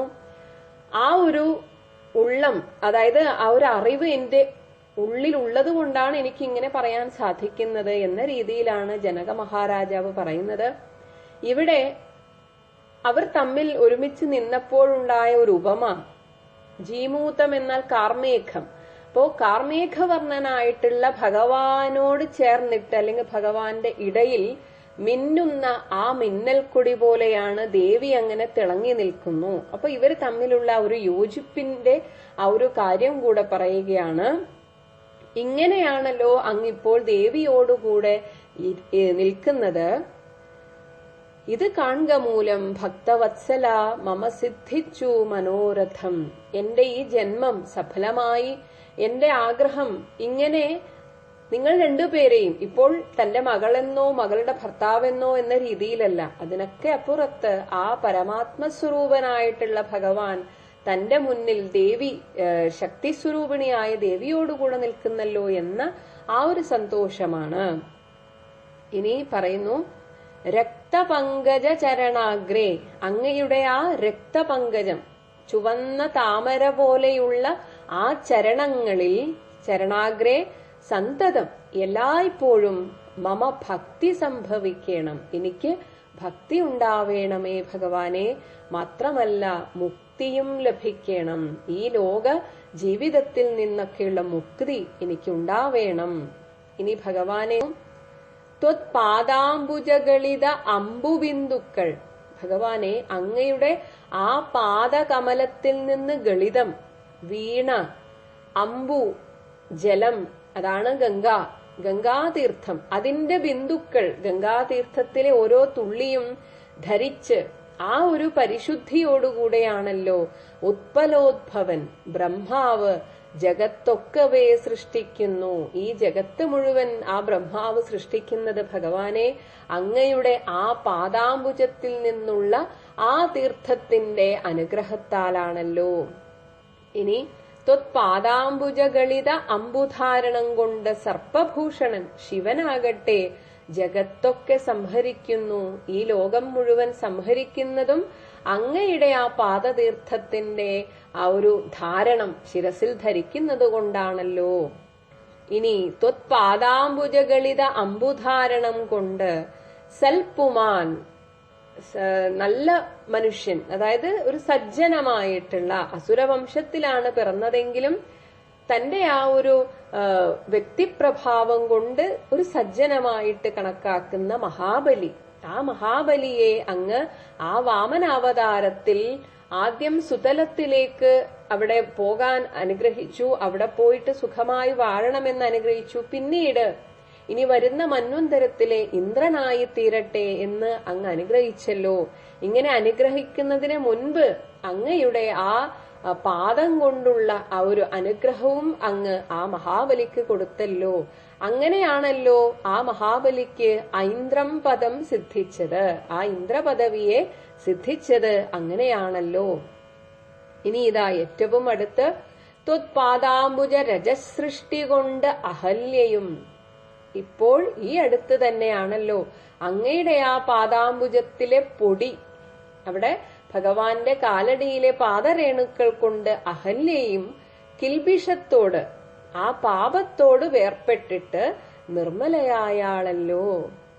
നിൻതിരുവടിയുടെ നാമകീർത്തനം കൊണ്ട് ബന്ധവുമകന്ന് മോക്ഷത്തെയും പ്രാപിക്കുന്നു. ഈ ലോകം സത്യമാണെന്നുള്ള ആളുകളുടെ ചിന്ത കൊണ്ടാണ് അവർക്ക് ദുഃഖമുണ്ടാകുന്നത് എന്ന് പലരും അറിയുന്നില്ല. അങ്ങനെ ആ ബന്ധം അകലാൻ അങ്ങയുടെ നാമകീർത്തനം കൊണ്ട് മാത്രമേ സാധിക്കുകയുള്ളൂ. അങ്ങയിൽ മനസ്സ് വെച്ചാൽ മാത്രമേ ഈ ബന്ധമകന്നിട്ട് ഈ ലോകത്തിലെ എല്ലാ ദുഃഖങ്ങളിൽ നിന്നും ആശങ്കകളിൽ നിന്നൊക്കെ മോക്ഷത്തെ പ്രാപിക്കുന്നുള്ളൂ. ഇങ്ങനെ സന്തതം യോഗസ്ഥന്മാരാകിയ ആ യോഗീശ്വരന്മാരാകിയ മുനീന്ദ്രന്മാർ ചിന്തിക്കായി വരേണമേ. ആ മുനീന്ദ്രന്മാരൊക്കെ അങ്ങയുടെ നാമസങ്കീർത്തനം കൊണ്ടാണ് ഈ രീതിയിൽ മോക്ഷത്തെ പ്രാപിക്കുന്നത്. അങ്ങനെയൊക്കെയുള്ള അങ്ങയുടെ പാദപങ്കജദ്വയം ചിന്തിക്കായി വരേണമേ, എനിക്കെന്നും എന്റെ മനസ്സിൽ ഉണ്ടാകേണമേ ഭഗവാനെ.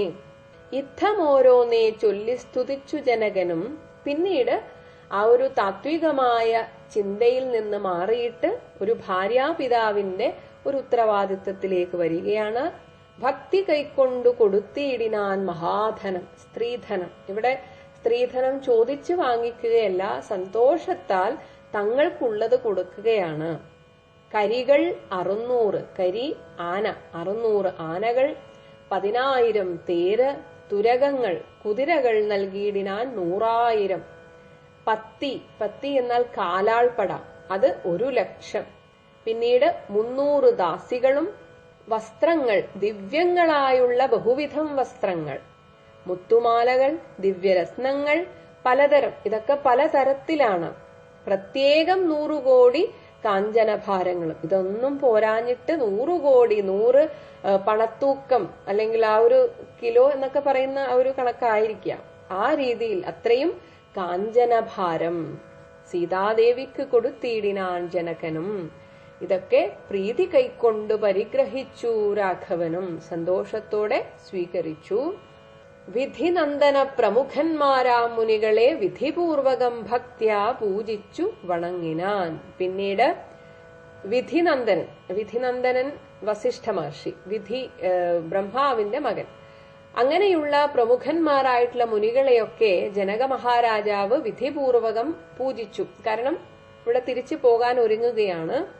ഒപ്പം സമ്മാനിച്ചിതു സുമന്ത്രാദി മന്ത്രികളെയും, സമ്മാനിക്കുക എന്ന് വെച്ചാൽ മാനിക്കുക, ബഹുമാനിക്കുക. സുമന്ത്രാദി മന്ത്രികളെയും ബഹുമാനിച്ചു. അങ്ങനെ സമ്മോദം പൂണ്ട് ദശരഥനും പുറപ്പെട്ടു.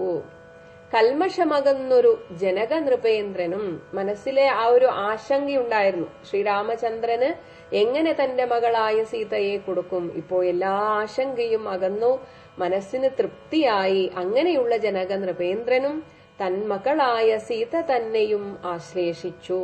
പിന്നീട് നിർമ്മലഗാത്രിയായ പുത്രിക്ക് പതിവ്രതാധർമ്മങ്ങളെല്ലാം ഉപദേശിച്ചു വഴി പോലെ. അപ്പോ ഇതൊക്കെ അച്ഛനമ്മമാരുടെ ഒരു ഉത്തരവാദിത്തമാണ്. കല്യാണം കഴിഞ്ഞു പോകുന്ന മകൾക്ക് അവിടെ എത്തിയാൽ എങ്ങനെയൊക്കെ പെരുമാറണമെന്ന് മുൻകൂട്ടി തന്നെ ഒരു ഉപദേശം അച്ഛനമ്മമാർ കൊടുക്കണം. ഇവിടെ സീതാദേവിക്ക് സ്വന്തം അമ്മ അങ്ങനെ ഒരാളില്ലാത്തത് കൊണ്ടായിരിക്കാം ഇവിടെ ജനക മഹാരാജാവ് ഉപദേശിച്ചു എന്ന് പറയുന്നത്. അങ്ങനെ ഒരു പതിവ്രതയായ ഭാര്യ എങ്ങനെ ഇരിക്കണമെന്നൊക്കെ പുത്രിയെ ഉപദേശിച്ചു. പിന്നീട് ചിന്മയൻ മായാമയനായ രാഘവൻ നിജധർമ്മധാരങ്ങളോടും, ധർമ്മധാരം എന്ന് വെച്ചാൽ ധർമ്മപത്നിയായിട്ടുള്ള സീതാദേവിയോടും കൂടവേ മറ്റുള്ളവരൊക്കെ ആയിട്ട് അങ്ങനെ പുറപ്പെട്ടു. ആ ഘോഷയാത്രയെ കുറിച്ച് പറയുന്നു. മൃദംഗ ആനക ഭേരി തൂര്യഘോഷങ്ങൾ. മൃദംഗം, ആനകം ഒരു പ്രത്യേക തരം ഡ്രമ്മാണ്. ഭേരി പെരുമ്പറ, തൂര്യഘോഷങ്ങൾ കൊമ്പ്, കുഴല് തുടങ്ങിയവയൊക്കെ മൃദുനാദങ്ങൾ തേടും വീണയും, വീണയുണ്ട്, കുഴലുകളുണ്ട്. ശൃംഗകാഹളങ്ങളും, ശൃംഗം അങ്ങനെ ഉച്ചത്തിലുള്ള ആ ഒരു കാഹളം, മദ്ദളം, ഇടയ്ക്കകൾ, ശൃംഗാരരസ പരിപൂർണ വേഷങ്ങളോടും. ആ കൂടെ നടക്കുന്ന ആളുകളൊക്കെ നമ്മളൊരു ഘോഷയാത്രക്കൊക്കെ കാണുന്നത് പോലെ പല വിധത്തിലുള്ള വേഷങ്ങൾ ധരിച്ച ആളുകളും അതിന്റെ കൂടെ നൃത്തവും പാട്ടുമൊക്കെ ആയിട്ടുണ്ട്. ആന, തേർ, കുതിര, കാലാൾ ഇങ്ങനെയുള്ള പടയോടും ആനന്ദമോടും പിതൃമാതൃ ഭ്രാതാക്കളോടും, അച്ഛൻ, അമ്മ, സഹോദരങ്ങൾ, ഒപ്പം കൗശിക വസിഷ്ഠാദി താപസേന്ദ്രന്മാരായ ദേശികന്മാരോടും. ദേശിക ഗുരുക്കന്മാരെന്നാൽ നമുക്ക് വേണ്ട ഉപദേശം വേണ്ട രീതിയിൽ തരുന്നവരാണ് ദേശിക ഗുരുക്കന്മാർ. അങ്ങനെയുള്ള കൗശികനോടും വസിഷ്ഠാദികളോടും, ഒപ്പം ഭൃത്യ അമാത്യാദികൾ, ഭൃത്യജനങ്ങൾ, മന്ത്രിമാർ ഇങ്ങനെയൊക്കെ എല്ലാവരോടും വേഗമോട് അയോധ്യയ്ക്കമ്മാറ് തിരിച്ചപ്പോൾ. ഇങ്ങനെ പുറപ്പെട്ട് കുറച്ചു നേരം കഴിഞ്ഞപ്പോഴേക്കും ആകാശദേശേ വിമാനങ്ങളും നിറഞ്ഞുതേ. ഈ ഒരു ഘോഷയാത്ര കാണാൻ ദേവന്മാരൊക്കെ അങ്ങനെ ആകാശത്ത് വന്നു നിറഞ്ഞു. ഇങ്ങനെ സന്നാഹത്തോട് നടന്നിടുമ്പോൾ ജനകനും പിന്നാലെ ചെന്ന് യാത്ര അയച്ചോരനന്തരം കുറച്ചു ദൂരം ജനകനും കൂടെ നടന്നു എന്നാണ് പറയുന്നത്. വെൺകൊറ്റക്കുടതഴ വെൺചാമരങ്ങളോടും തിങ്കൾ മണ്ഡലം തൊഴും ആലവട്ടങ്ങളോടും. ആ ഒരു വെൺകൊറ്റക്കുടയും വെൺചാമരങ്ങളും തിങ്കൾ മണ്ഡലം തൊഴുമെന്നാൽ ആ ഒരു ചന്ദ്രമണ്ഡലം തൊഴുതുപോകുന്ന അത്രയും പ്രകാശമുള്ള ആലവട്ടങ്ങൾ, ദീപപ്രഭ, അങ്ങനെയുള്ള വിളക്കുകളൊക്കെ ആയിട്ട്, ഒപ്പം ചെങ്കൊടിക്കൂറകൾ കൊണ്ട് അങ്കിത ധ്വജങ്ങളും, നല്ല ചുവന്ന കൊടിക്കൂറകൾ, അങ്ങനെ അതുകൊണ്ട് അങ്കിതമായിട്ടുള്ള, അത് ആ ഒരു കൊടിക്കൂറകൾ കൊണ്ട് അലങ്കൃതമായിട്ടുള്ള കൊടിതോരണങ്ങളും കുങ്കുമ മലയജ കസ്തൂരിഗന്ധത്തോടും, കുങ്കുമം, മലയജം, ചന്ദനം, കസ്തൂരിഗന്ധം തുടങ്ങിയ ആ ഒരു ധൂപം, അതൊക്കെ ഇങ്ങനെ അതിന്റെ കൂടെയുണ്ട്. അപ്പൊ ആ ഒരു സുഗന്ധവും പരക്കുന്ന ആ ഒരു ഘോഷയാത്ര നടന്നു വിരവോടു 3 യോജന വഴി. ഒരു 3 യോജന പിന്നിട്ടപ്പോൾ വഴി കടന്ന നേരം കണ്ടു ദുർനിമിത്തങ്ങളെല്ലാം. ആ ഒരു എന്തൊക്കെയോ ഒരു ദുഷ്യഗുണങ്ങളൊക്കെ കാണാൻ തുടങ്ങി. ആദ്യമൊക്കെ ഉണ്ടായിരുന്ന ഒരു സന്തോഷം അതിൽ നിന്ന് മാറിയിട്ട് ചില ദുർനിമിത്തങ്ങൾ കണ്ടു തുടങ്ങി എന്ന് പറയുന്നു. ഓം ശ്രീരാമചന്ദ്രായ നമഃ.